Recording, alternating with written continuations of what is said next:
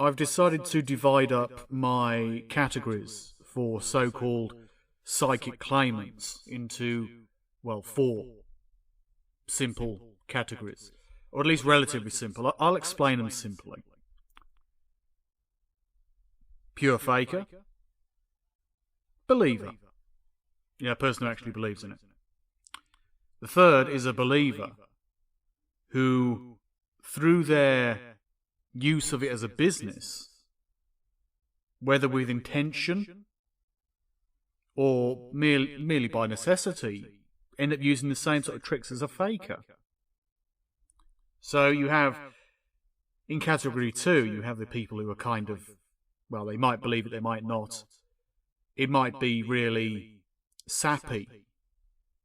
By the time you get people who are actually trying to earn money off it, even if they believe in it, they end up using the tricks, even if they don't realise it's tricks. People who are professionally trained psychics go to psychic colleges or spiritualist colleges, and they're learning cold reading, but don't realise it's cold reading. Yeah. They're fakers, but they don't fully realise it. And of course you have, well, type 4, category 4, whichever term you prefer, where basically a trickster, to live with their trickery, the way of life they've made for themselves, they make accommodations within their own life and their own view of the world that, oh, they're helping people. I know deep down that I'm a faker, they might say to themselves, but I know I'm helping people by telling them their loved ones are not gone. I mean, they are still, playing with people's lives, but they, I suppose, aren't as bad. Well, that's what they're trying to convince themselves of. They're trying to say that they're not as bad, even though they are. And the reason why they're not as bad is because they're supposedly helping people by lying to them. So therefore it's white lies. And they're making money off it. Well, they are providing a service.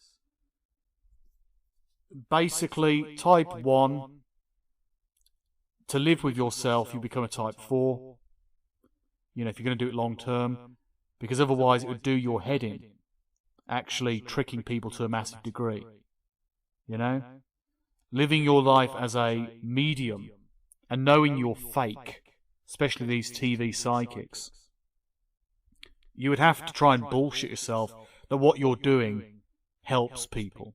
The millions you make off your TV shows and books, that's a hint for some of the psychics out there. It's all for the good. That's what they're trying to convince themselves of.